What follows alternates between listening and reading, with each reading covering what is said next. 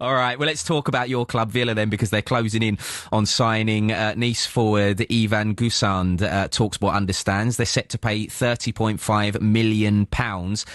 You got a signing on the way, Dan. We should have a jingle for that of Honestly, some kind. I didn't think I'd ever see the day in this transfer window. We were just talking in the green room before we came into the studio, and obviously we try to stay abreast of the transfers as best we can at TalkSport. And one of the things I said to you was, what have Villa done this window? I was like, have I missed stuff? But it's been incredibly quiet for you guys. Yeah, look, you can attest that I've never panicked by it. I understood the situation that the club are in, where they've got to be careful. I'm actually surprised that they're looking like they're going to go out and spend that kind of money without anyone leaving, and I'm really pleased to hear that as well. I think it's a position that Villa needed to strengthen in. We heard Ben Jacobs talking earlier. Guessand isn't going to come in and replace Ollie Watkins, but he's a player that can play there if Villa need him to. But he's also become an option wide right, which has been a problem position for Villa over the last couple of years. And we've seen with Unai Emery that he loves a multifunctional attacker. We've seen Morgan Rogers playing lots of different positions, John McGinn playing in different positions. You know, the fact that if you can play in a couple of positions, it really helps you with squad building, especially in a difficult summer like the one Villa are having right now. This is an exciting player. This is a player that got 20 goal contributions in League One last season. He's very direct. He's built like a centre forward because he's 6 foot plus, but he isn't a centre forward. He does his best work out wide on the right. That's where he played last season. And I just like the look of him. He's direct, a great ball carrier, works really hard as well, actually gets stuck in from a defensive perspective as well if you look at his metrics. So this is one that's taken me by surprise today, but it's a pleasant surprise, and I'm sure the Villa fans are buzzing and hope that this gets done as well. It's in this day and age as well, where kind of every transfer is, every stage of every transfer is reported on and dissected. It's just interesting that this is one of those ones that's like caught you out. You didn't see it coming. Villa are the hardest club in the country to get anything out of. Really? They keep things very, very tight at Aston Villa. Tommy Jordan in the communications department, he doesn't let much slip, doesn't let much out. So yeah, this is what Villa do. Come on, Tommy. Dan's here. Just get him on speed dial when you got deals like this. You know what I mean? We need to know.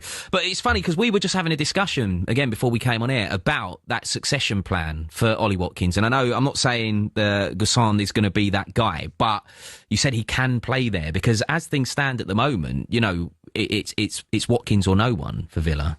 Yeah, and you know what? I'm happy with that. They've got Daniel Marlon as well, who came in, who can play in January, who can play there as well. I think that's the best thing to do. It's affected Watkins when there has been direct competition for his position last season. I think that was one of the reasons why his numbers were slightly down, because at the start of the season he had John Duran breathing down his neck. John Duran obviously scored a lot of goals in that first part of the season before he ended up departing. And then towards the back end of the season, before he got injured, Marcus Rashford felt like he was Unai Emery's first choice in that position. But if you rewind to the season before, when Watkins knew he was going to play every single week, his numbers were sensational. Yeah. And when you're going Thursday to Sunday, Europa League, Premier League, I don't think there's a better striker to have than Ollie Watkins, because he's so durable, he's so reliable, and he's got a spring in his step this pre-season. He didn't really have a pre-season last time round after the Euros, and he had a knock. This time, he's looked incredibly sharp. He suddenly started to score a load of headers in pre-season as well. And if you're adding another exciting attacking player into the mix who can replace him if needs be, but also play with him, I think that's smart squad building from Villa. Yeah. Well, just in terms of squad building then, I guess there's two. This is kind of like a double-edged question, because I could ask you, what do Villa need to do this summer?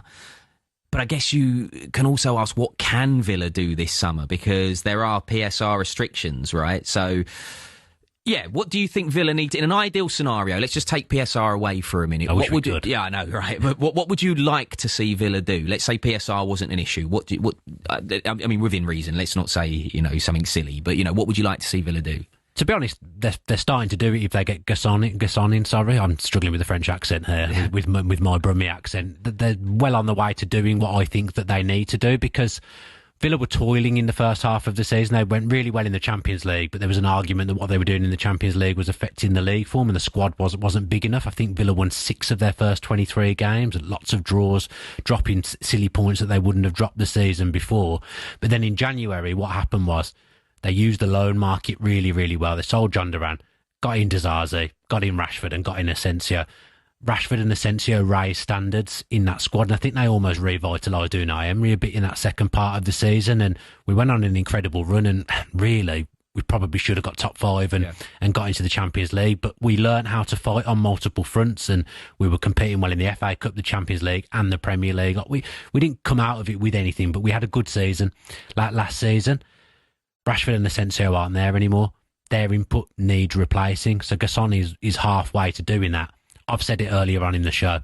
If we're getting to the end of that window and we've got to be clever and we've got to be coy and we can't be splashing big transfer fees, if Grealish hasn't gone, Villa could offer to pay 50% of his wages and not pay a transfer fee, have him for a season.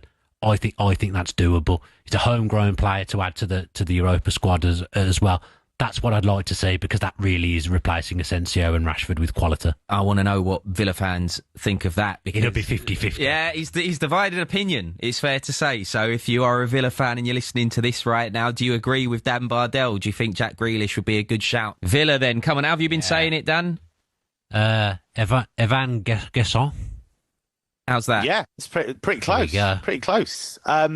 He is, I think Dan should be excited about this. Yes, Kev. Because I've been saying, and you remember, Dan, actually, me talking on the TV about this guy a few months ago, because I was asked, who I thought there were players out there that Premier League clubs should be moving for, and he was one of the ones I picked because he really has kicked on in the season just gone. 12 goals, 8 assists in Liga. Really blossomed under Francaise. They had a change of coach, and he has been somebody that can really excite in different positions. He can play up front, but he can drift wide as well. He plays in that inside forward in those half spaces as well. His movement's really clever. He's strong on the ball. He's got a burst of pace about him as well. I really like him. And I'm amazed, actually, that Premier League clubs haven't moved for him before now. Oh, Kev has excited me here. This is the ultimate seal of approval for me. This is what I wanted to hear on this show tonight. Well, we were talking... He's really fun. Fans will love him. Honestly, fans will love him. Is he got a trick in him then? Is that kind of what he brings to the table? Yeah, but he's got strength as well, so he can hurt you in lots of different ways. But he's just a really smart player. Like, some of his movements really, really smart. He can go in behind. He can use his body to shield the ball. And he's not scared of playing in lots of different areas. You get some players that have their kind of hot spots where they want to be, but I think he's a bit more variable than that. And I think with a great coach like Unai Emery, I think he can go up a further level. So there's definitely a lot of potential there. Villa have owners that want to inject more cash, but they're not allowed to do it. Now, if we went back to when Chelsea and Manchester City were taken over, if you'd have told their owners they couldn't inject the cash that they wanted to, they wouldn't be what they are today. So I think that's the sense of why Villa and Newcastle probably, and I think Forest will get the same at some point. They feel these rules are really, really unfair. We have fit and proper owner tests that have had mixed results over the years in football.